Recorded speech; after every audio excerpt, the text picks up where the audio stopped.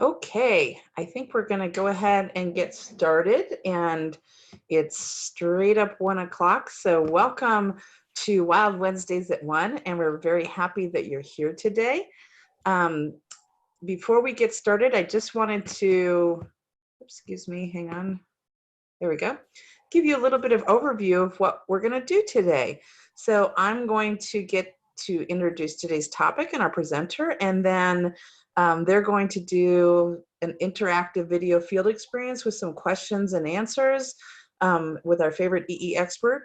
We'll do a hands-on activity, and then we'll end, like we do every week, with a Wild Wednesday challenge that you can share on social media, or you can share it by emailing it to us. So before we get started, I wanted to give you just a little bit of a tutorial about how to use Zoom, although I think many of you have been with us here before, so hopefully this is just a reminder. You should see, if you hover at the bottom of your screen, this black toolbar, with the exception of it, there won't be question and answer on your toolbar, but you'll have all of these other settings on here. The audio setting lets you make sure that your microphone and audio is working, so that up arrow will let you adjust that if you're not able to speak.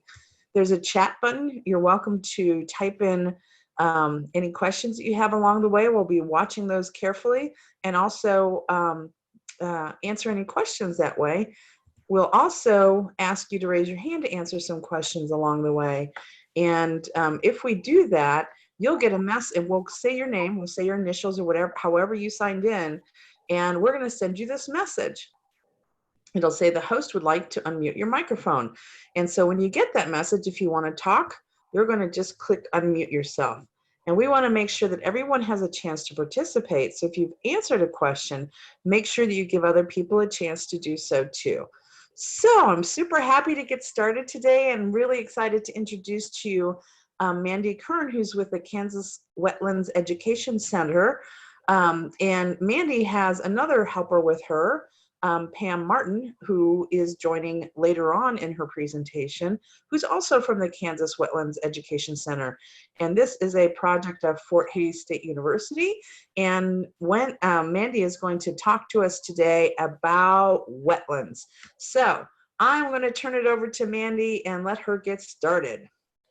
Great. I am super excited to be here with you today, and I'm glad you could join us for our Zoom and our Wild Wednesday today. So we are going to talk about wetlands, and the Kansas Wetlands Education Center is located at Cheyenne Bottoms, which is near Great Bend, Kansas. And so before we start, and you can either answer on the chat or you can raise your hand, how would you define a wetland? What do you think a wetland is? So I know obviously it sounds like land that's wet, right? But so's a pond, so's an ocean, so's a river. So how is a wetland different from those other bodies of water? And if you'd like to answer that question, go ahead and raise your hand and we'll be looking for you. Looks like, let's go with, nobody's hands up yet? Anyone want to take a, oh, there we go. Ava, way to go. Ava, you can unmute yourself. Hello. Hello. What do you think a wetland is, Ava? A swamp. A swamp. Yeah. What do you think that swamp looks like?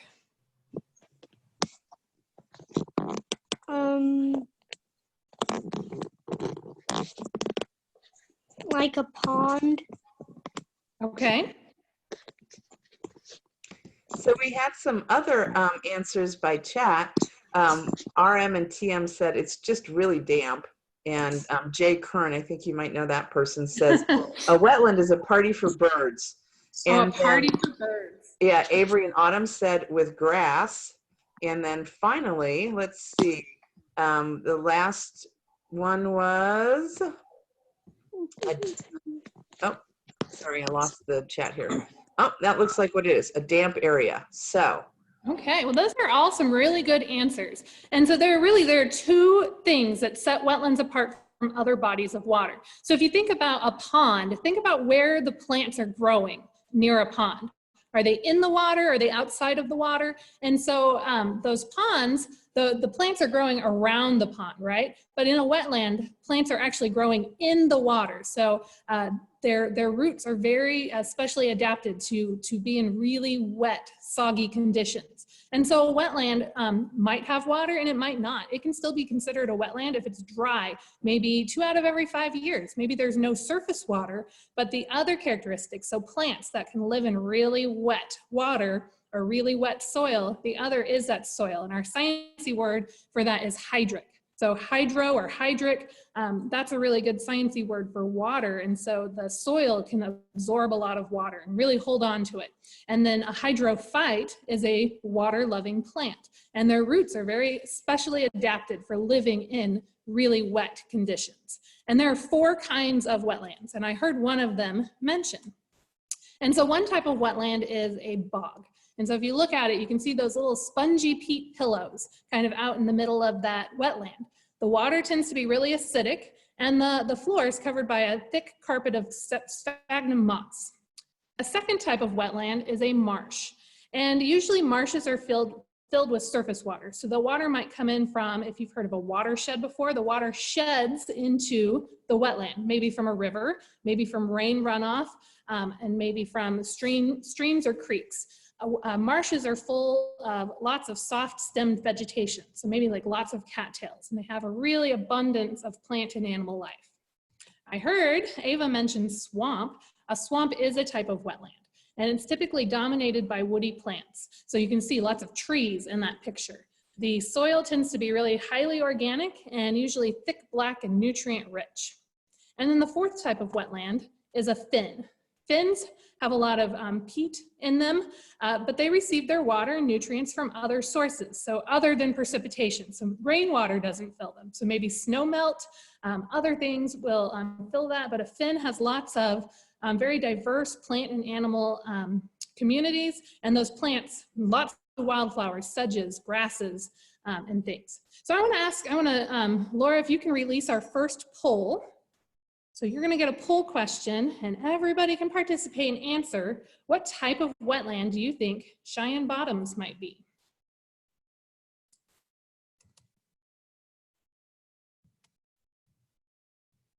Okay, and I see some answers coming in here. 12 of you have voted. I'll give you just another 5 seconds here. If anybody else wants to vote, what kind of wetland do you think Cheyenne Bottoms is?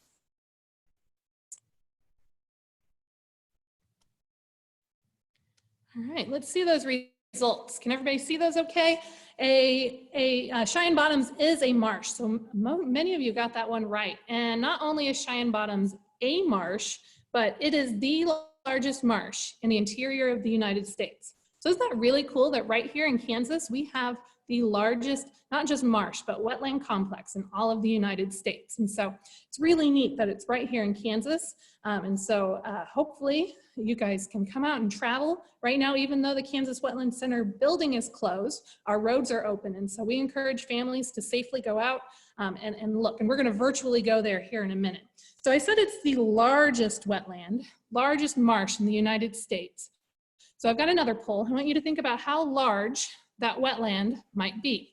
And if you think of it in terms of acres, an acre is roughly the size of a football field. So there you can see, how large do you think Cheyenne Bottoms is? How many football fields big do you think the largest marsh in the United States is?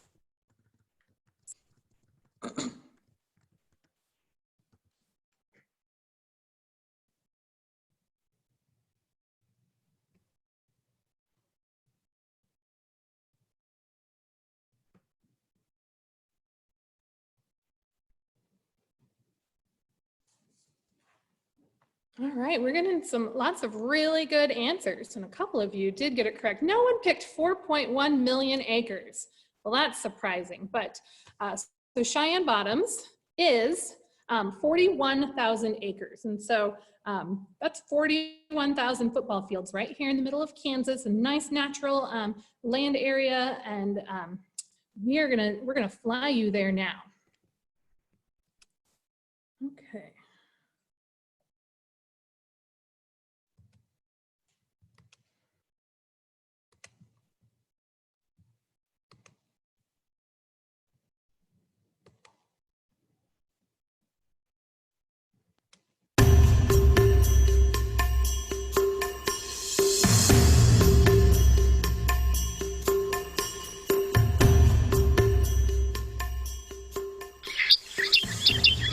You wouldn't expect it from a sea of grass.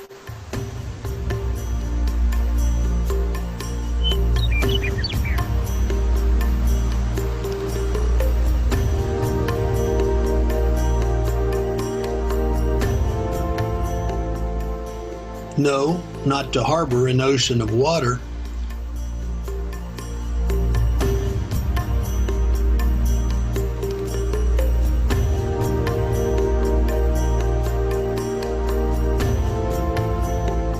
It's a paradox. More than 60 square miles of perpetual wetlands in America's heartland prairie.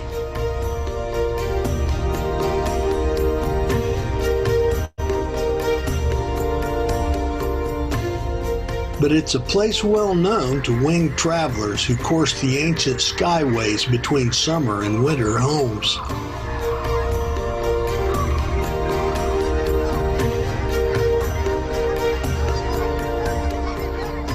It's a great oasis that calls them down to feed and rest.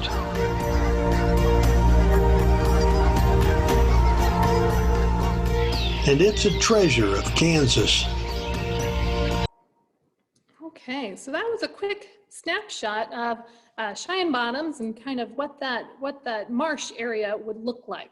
So answer either, you can raise your hand or answer on the chat. What are some ways you think different types of birds depend on Cheyenne Bottoms? All right, so if we got a couple of hands raised, I'm gonna get to GK. Go ahead. For food. For food, exactly, yeah. Cheyenne Bottoms is full of food for those birds. Let's also go to RM and TM. Oops. Okay, RM and TM, hang on, I'm gonna have to make you a panelist, so turn off your video when we switch you over here. Go ahead. Oh, there you go. For the water. Can you speak up a little? For the water. The water. Yeah. Excellent. All In right. that video, we saw lots of birds, right, using Cheyenne Bottoms. And so very important place for them. We're located on what's called the Central Flyway for migratory birds. And so a lot of our bird visitors will start out, they spend their winters in places like South America and Central America. And then spring, so right now is actually the best time to come and visit Cheyenne Bottoms because we're getting all of those migrating birds coming through here. And they stop at Cheyenne Bottoms to rest and find food. And then they continue on their journey, some of them heading to Canada, some of them heading to Alaska and the Arctic Circle. And some of those birds might just migrate to here, and then they'll spend all summer here as well. So here's our next poll. How many bird species do you think you can see in Kansas?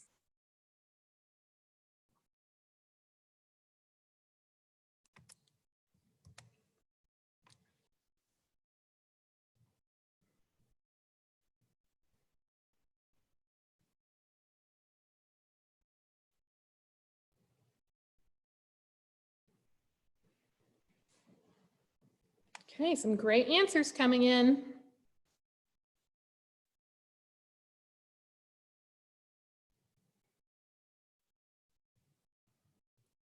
All right, I'll let you see the results, but I don't want to give away the answer yet.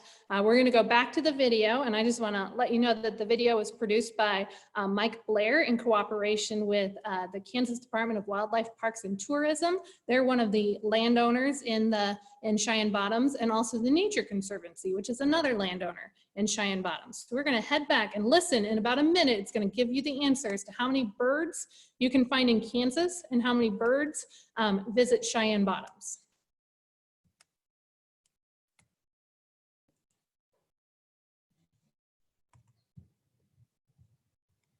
Oops.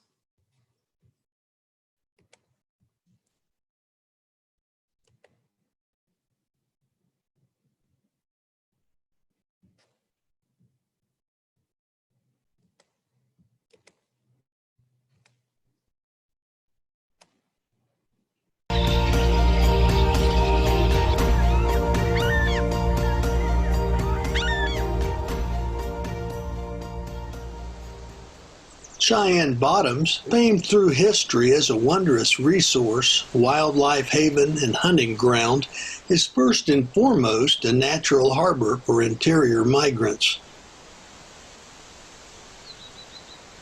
And it's not just ducks and geese. Thousands of shorebirds use Cheyenne Bottoms as a staging area during spring and fall migrations.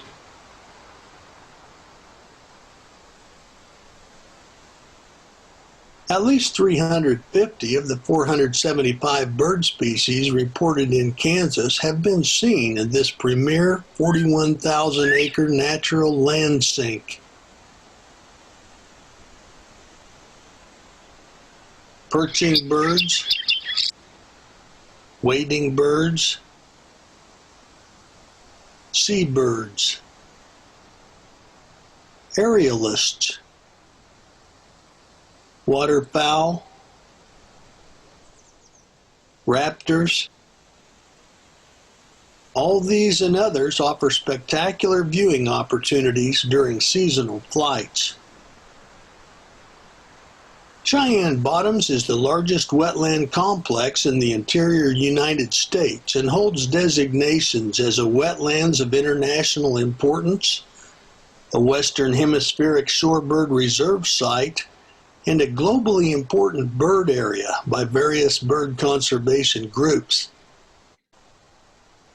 And birders from across the continent and world visit to witness its annual bird movements across the Central Flyway.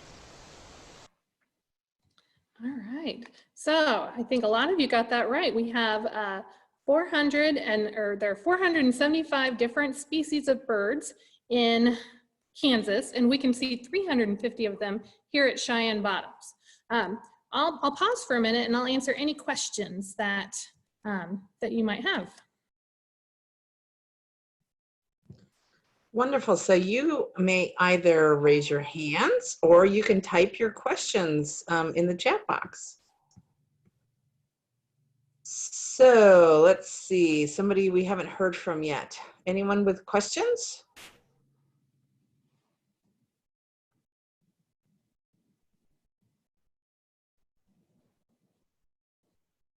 Let's try. Does anyone have any questions for Mandy so far? I don't think so, Mandy. If you don't, that's okay. All right, so at the end of the video, they talked about how we are a 41,000-acre wetland complex. So not only the largest wetland, but one of the most important. And so we have all these designations as being a wetland of international importance. And we're a hemispheric shorebird reserve, meaning we get thousands and thousands of shorebirds, which if you think about a shorebird, they're birds that spend most of their time on the shores of an ocean and the coast, but they come through and this is where they stop for their migration. So the activity we're gonna do is one that's called wetland metaphors. And so a metaphor is something that a wetland is. And so I want you guys to help me out. I'm gonna show you an object. So I'm gonna start with a sponge. And you can either tell me on the chat or raise your hand. How is a wetland a sponge?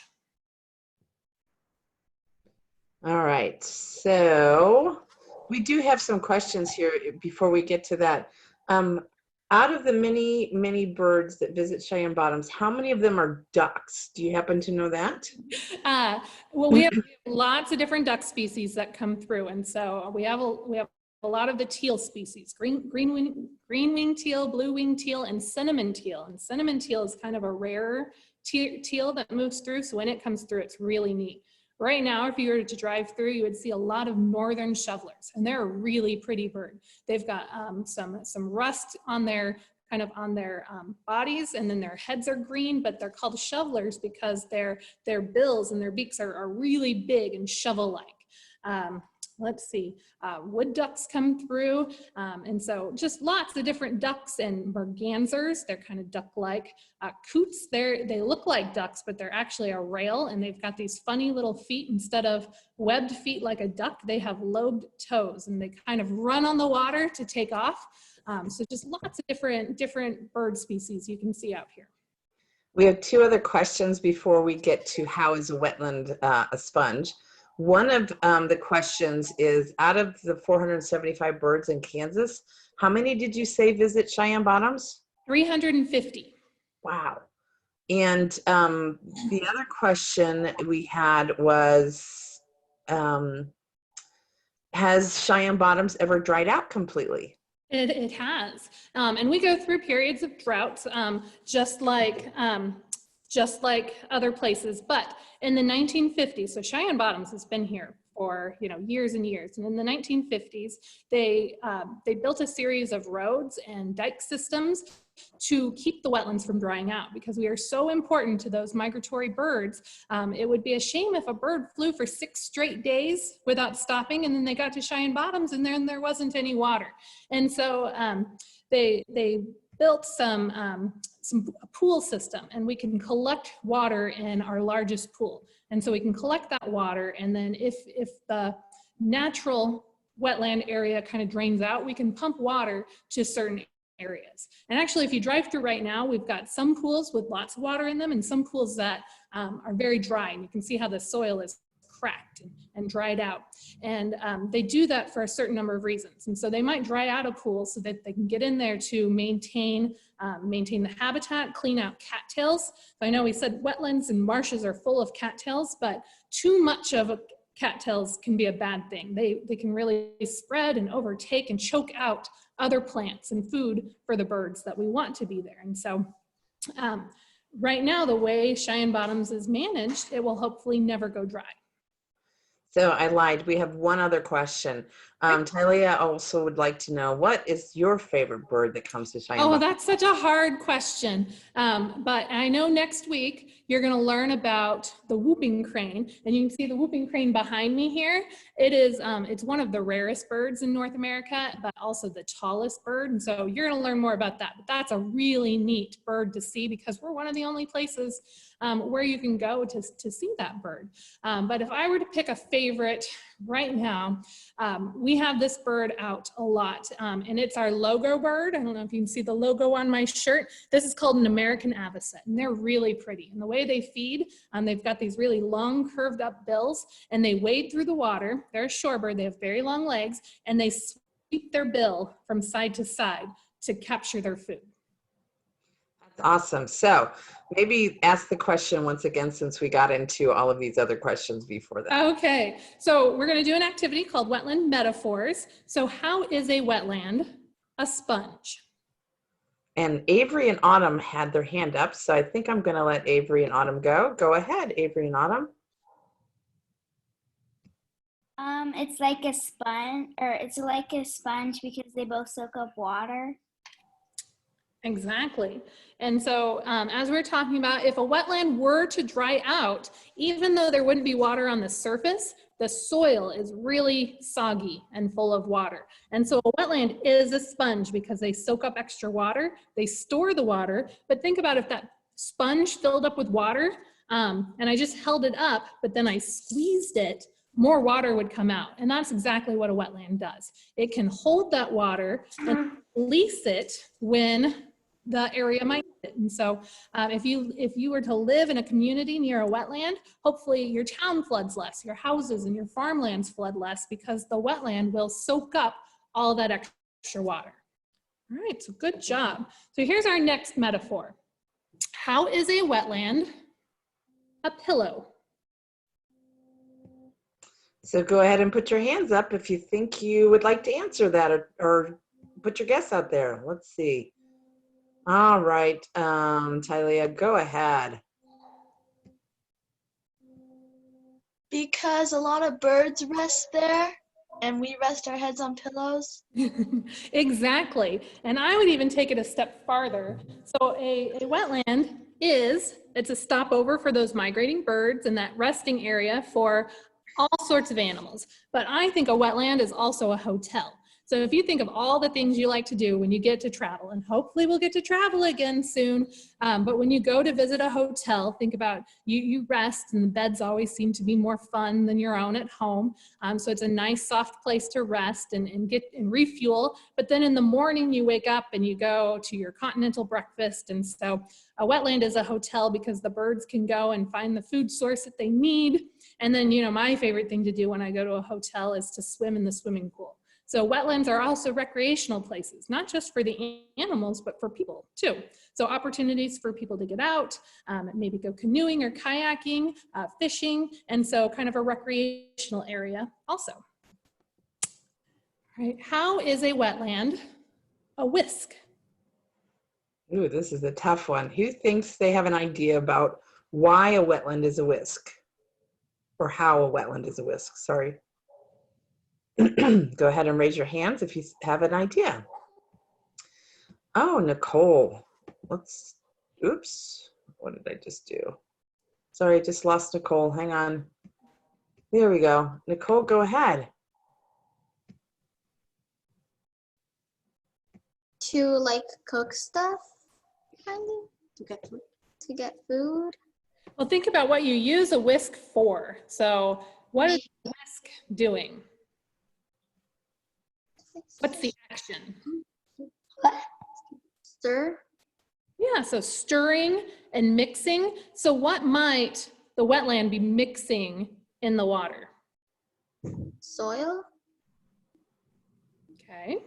Water. Think about the things that live in the water. So not just our birds, but there might be fish in the water. What do they need to get from the water? Eggs. What do all living things need? Food.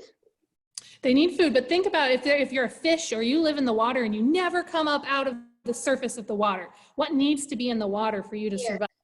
Air. Air, exactly. So a whisk, they mix oxygen into the water.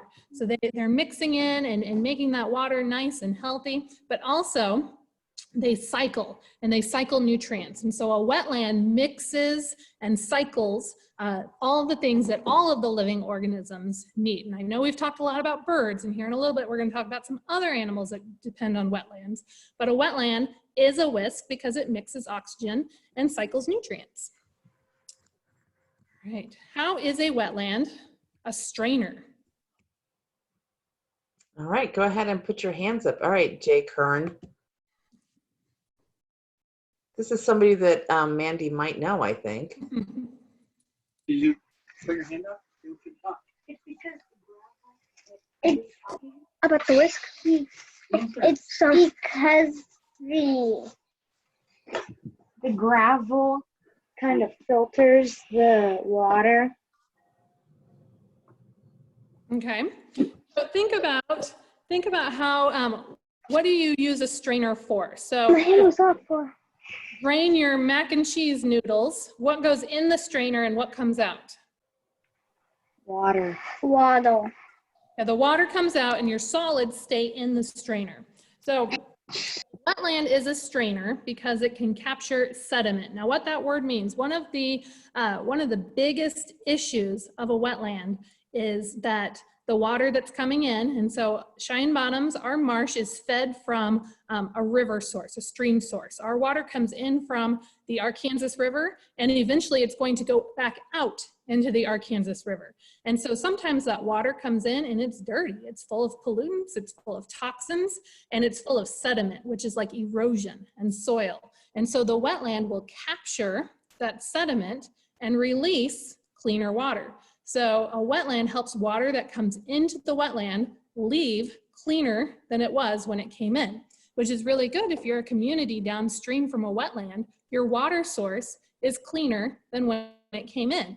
And so if your town depended on a wetland for their drinking water and the water downstream, the water would be cleaner than it was when it came in.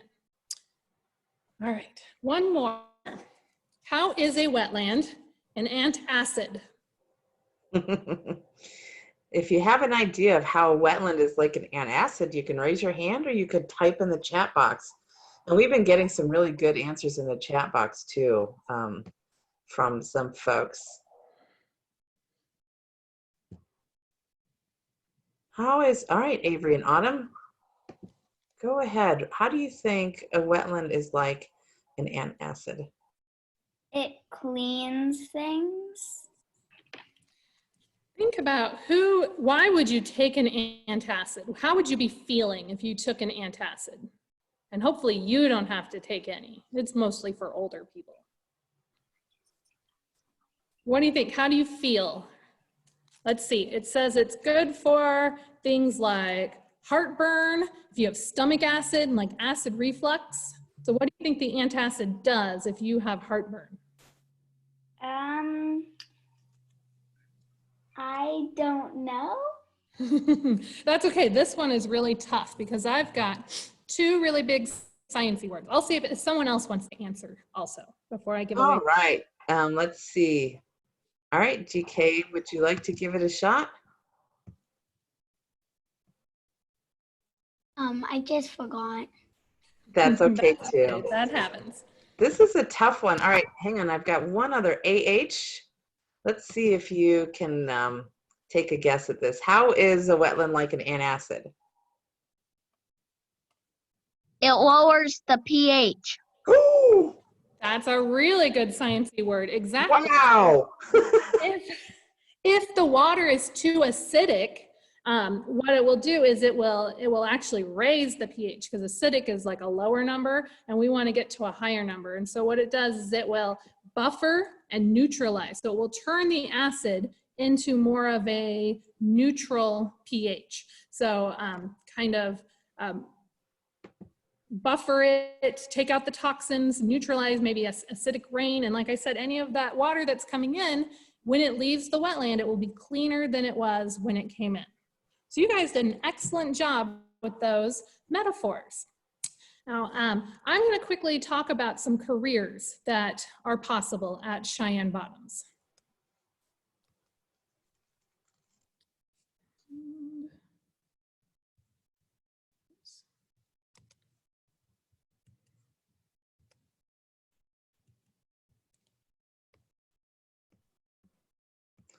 While you're doing that, there was a question that came up. Let's see if I can find it again. Because it was a really good question.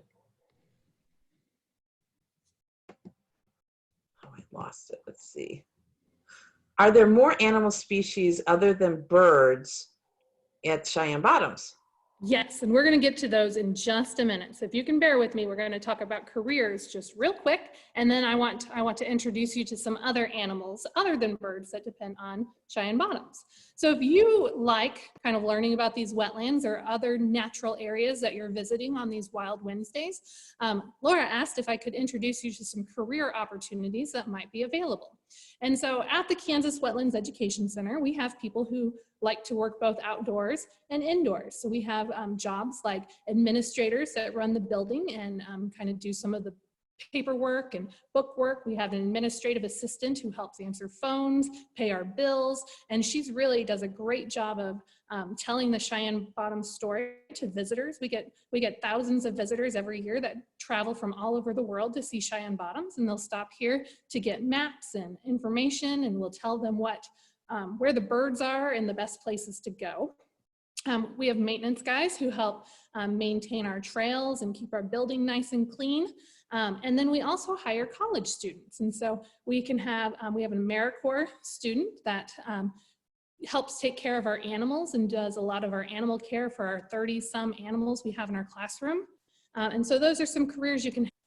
Of course, we've got some educators, and you're going to meet Pam Martin in just a minute, and she's an educator that works with our kindergarten through 6th grade students. And I work with our 7th grade through college age students. And so when you're able to get back to school, talk to your teachers about setting up a field trip, or both of us can travel within 70 miles of the center for free. So admission to our center is free, and we also go to schools and libraries and community organizations, and we offer those if you live within 70 miles for free. And so my background, my education is actually in education. And so I get to teach kids about Cheyenne Bottoms and wetlands and natural resources like that.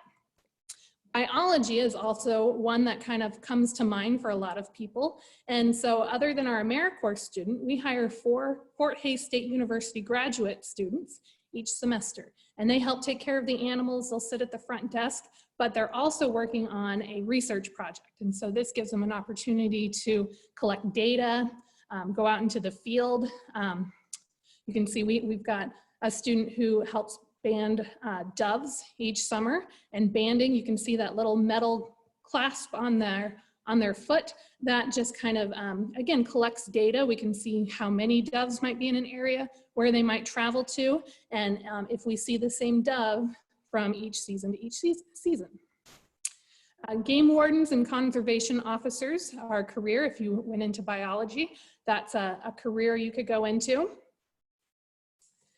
Land managers, so I mentioned that we control the water, so somebody has to go out and decide when to release water, make decisions on how to build habitats for different animals, maybe test our water quality supply, so different things in that area. And this is a really neat machine, an equipment operator. So we talked about how when we were looking at that strainer, how a lot of sediment comes into the bottoms. It's somebody's full-time job to drive this amphibious backhoe, meaning it can go both on land and water, and dig out that sediment. And so that way the channels are open so that the water can flow to different areas. Maybe you like art, photography, and artists, and drawing the wetlands and drawing the birds. And so that would be a career opportunity. And then the last one I'm going to talk about is a lot of people are surprised to know that Cheyenne Bottoms, some of our areas are open to hunting and conservation. And if you hunt properly, that it's open in certain areas, but some areas are closed for refuge areas. So where the birds are protected and the land is protected, or maybe just a tour operator kind of giving tours of natural areas like that. So that was a quick introduction to some tours.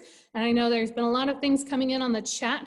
So I'll answer any questions, but also we have a poll. I want to know what career you thought seemed most interesting.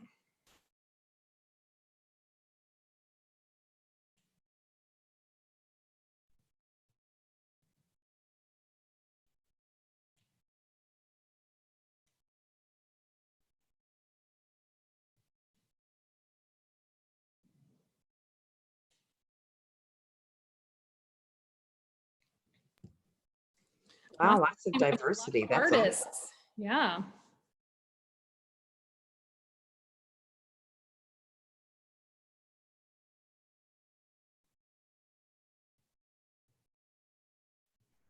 And one of the families that's on all the APCP, and I can't remember the other P, said that their dad works at Wildlife Parks and Tourism. So that, and they help their dad to band doves, which is cool. Awesome. All right, I'm going to share the poll so you guys can see what your other EE friends said they like to do or would like to do. And we've got a lot of artists and photographers in the mix, a couple biologists and some educators, and those of you who like hunting also. So thank you for sharing.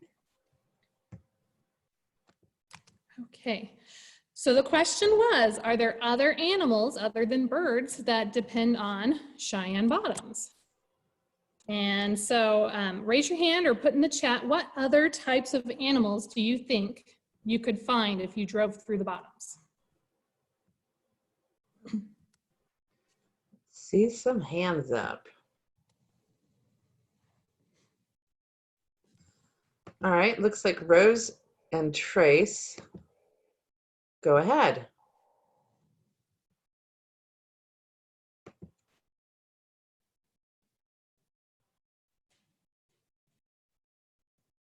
What kind of other animals do you think, Rose and Trace, that you might find at Cheyenne Bottoms? Snakes and fish. Awesome. Thank you. Anybody else? Let's see. How about somebody who hasn't answered yet? I see a lot of the people who've answered yet so far.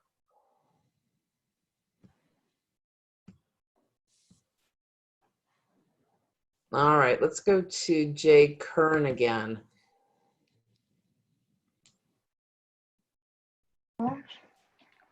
What kinds of animals? Yeah. And rabbits. And Rabbits. we have Rabbits in here. See lots of those out here. Yeah, so one We more. had some others before you go on in the chat box. We had deer, frogs, and fish, bugs, turtles, ducks. And then we had a really interesting question. Are there any huge animals in the wetlands? I think the largest would maybe be the deer. Largest mammal would be maybe a white-tailed deer. Big snapping turtles you could find in the bottoms also. That would be maybe the biggest reptile. Long snakes, maybe 6-foot long gopher snake, bull snake in the wetlands. So I know lots of people come and they're like, where can we go to see the alligators? We don't have alligators here. You'd have to go to a swamp, which is another type of wetland, to see that.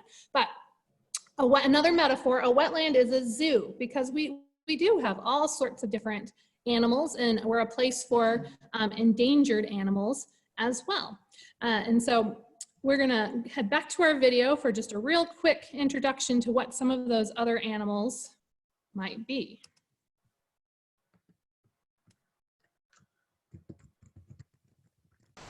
Life is abundant, but you'll need some time to see it. A hurried ride through the area may conclude there's not much to find. And a fast excursion nearly always leaves undiscovered secrets. For a moment, forget the area's birds. A host of other wildlife is resident as well. Water is home to insects and invertebrates, many of which are strange and fascinating. Beneath the waves, spectrums of animals exist. Large catfish and carp swim the wetlands, along with crayfish and minnow species that swarm the shallows. Breathing by gills, these are usually out of sight, but they're an important part of the aquatic ecosystem. Mammals are also common at Cheyenne bottoms, ranging from mice and rabbits to minks and muskrats to beavers and raccoons to larger animals like coyotes and deer. These creatures may be seen throughout the year.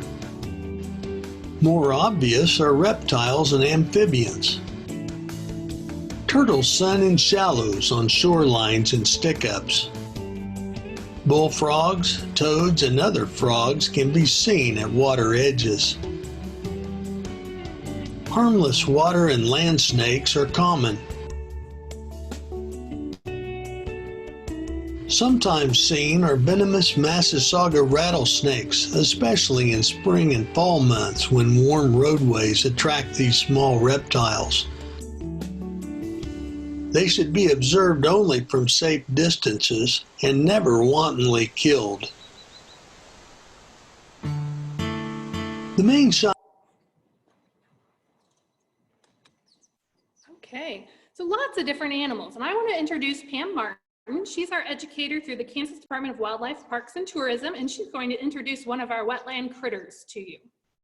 Okay, hello everybody.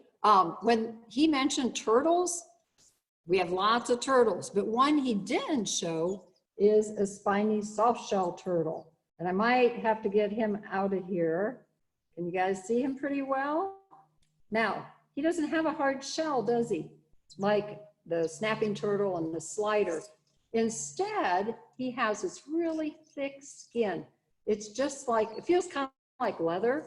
And the male, the boy, has kind of a sandpapery skin. And then the female, the girl, when she gets bigger, she's gonna have these bumps on the front of the shell and on the back of the shell. And that's where they get the name spiny softshell. So let me get him out. He's about 2 to 3 years old. So he looks like a pancake, doesn't he? And that's the other name for this turtle. Whoops, he's kind of drippy here. And I'm gonna put him real close here. I'm not gonna get on the computer, but look at that long nose and those eyes. Isn't he cool? What they do is they lay in the mud. They love mud and sand. And they blend in. So they dig down in the mud and then they do the soft shell shimmy. Go like this. And the mud or the sand just settles right over that shell, so you can't see him. And then he lets that little long nose stick out, and when a fish swims by, he's really shoots that neck out because he's got a long neck and he grabs a fish. They're carnivorous. They eat almost exclusively other animals, tadpoles, frogs, fish, whatever they can catch. Now, we said that they have skin over their shell, but they really do have a shell. It's just you can't see it. This is called a carapace, their top shell. And here you can see the scutes, the little segments, just like on a snapping turtle. And if we turn it over, you can see that just like all turtles, the spine is fused to the carapace. And these are the ribs. Now, their ribs are really unique. Isn't that cool? It's almost like a fan, isn't it? And then on the underneath, the plastron, they have a very small shell. Now, I'm not sure, Mandy will have to help me here if there's, how do we know if there's questions? Oh, just Laura. Got some for you, Pam. Oh, okay, I figured maybe. Yep, Laura will help you out. Okay. Yeah, so Avery and Autumn would like to know, what is that turtle called again? A spiny soft shell turtle. Awesome. And one of the other questions that we had, let's see, looks like GK has a question. So go ahead, GK.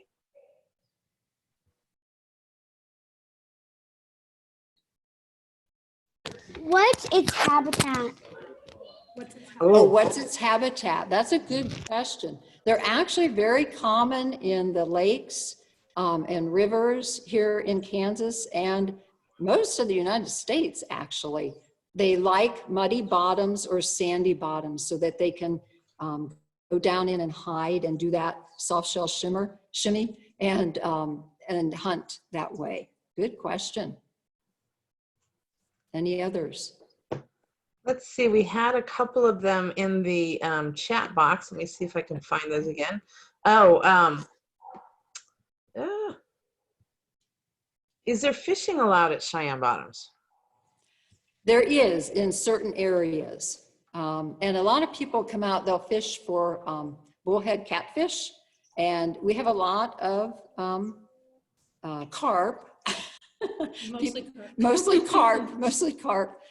It used to be, maybe 50 years ago, 40 years ago, that was really popular. We don't see as many fishermen as we used to.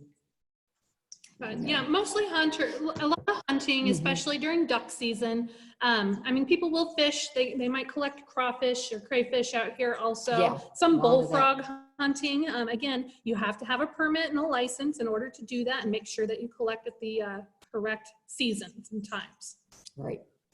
And then another question through chat was, what turtles are rare that are out at Cheyenne Bottoms? I wouldn't say that any of them are rare. They're all pretty common. We have the soft shell, the common snapping turtle, the red slider, painted turtle, and the yellow mud turtle. And they're all pretty common. The yellow mud turtle and the soft shells are the ones you're not going to see as often. And that's because they're so aquatic. And aquatic means they're in the water almost all the time. You'll see the painted turtles and snappers and the red-eared sliders, out basking. And they'll bask too, but not as much. Usually people see soft-shell turtles when the females leave the water to lay their eggs. And that's about the only time they leave the water. But all our turtles are pretty common. And then one more question from MC. We're going to unmute you. There you go, MC. Go ahead.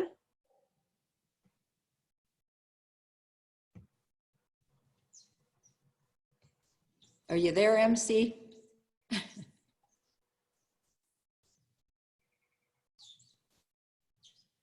Okay, maybe they changed their mind. So that looks like we have all of the folks, all the questions answered for right now, unless I see, MC has his hand up again.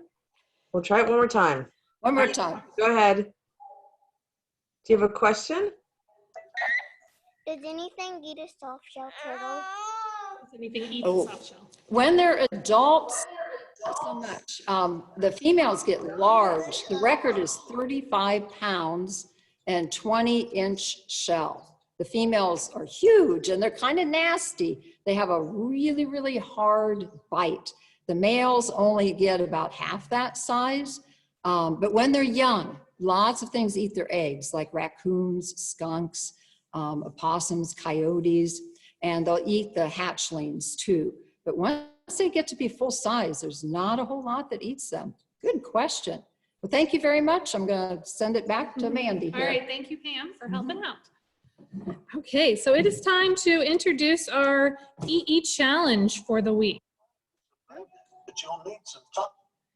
All right, share my screen here.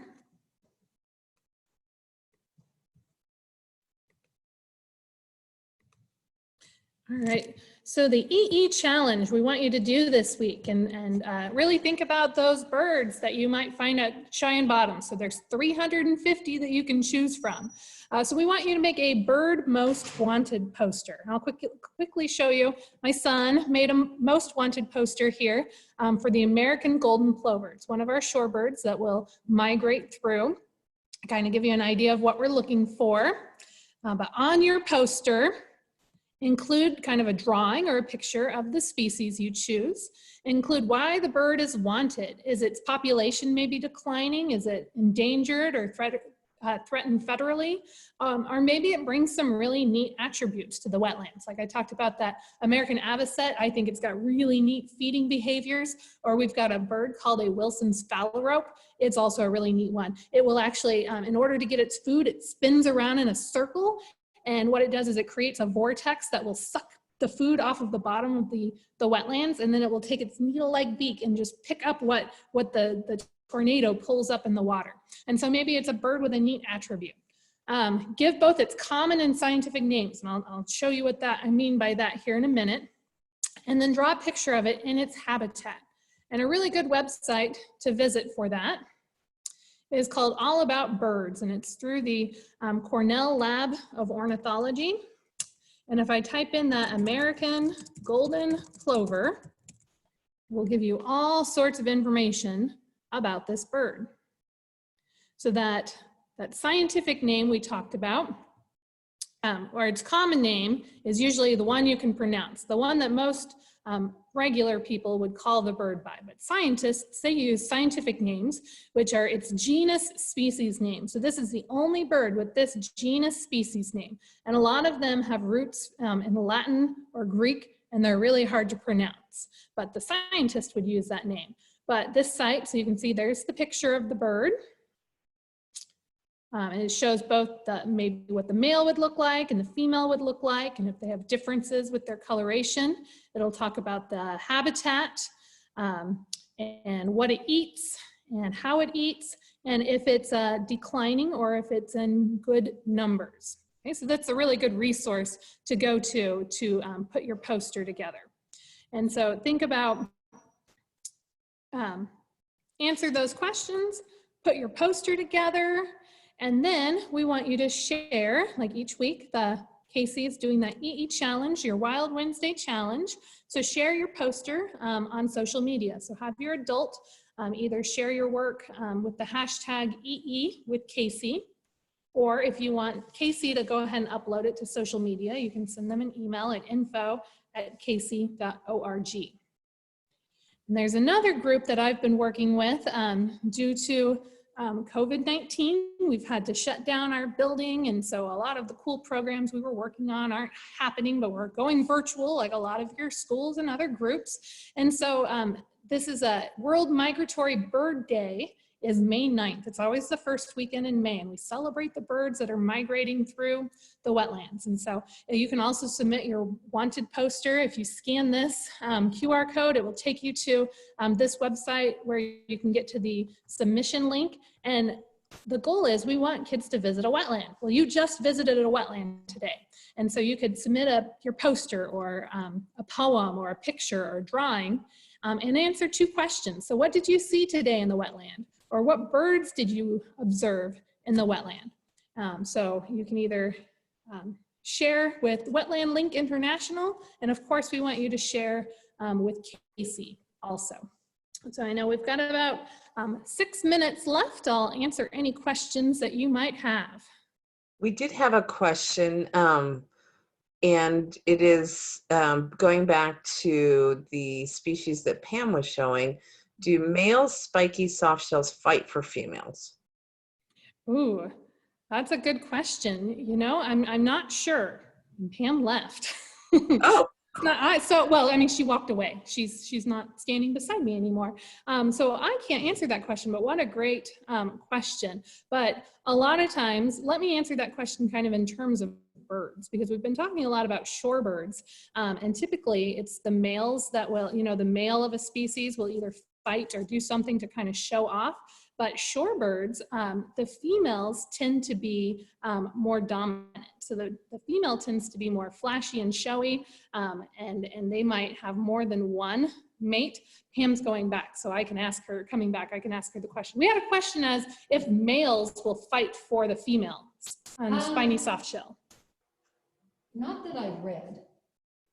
They have a very short courtship, like really short.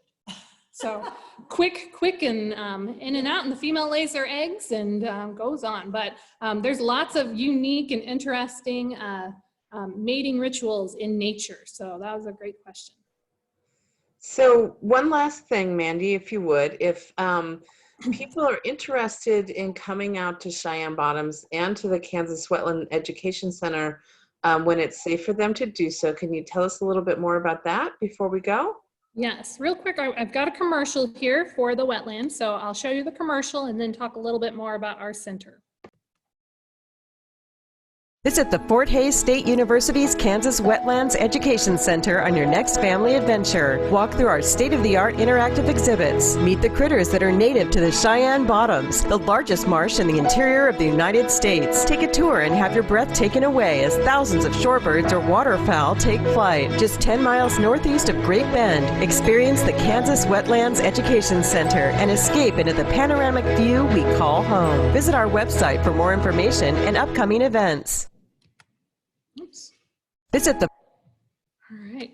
So the Kansas Wetlands Education Center is located near Great Bend, Kansas.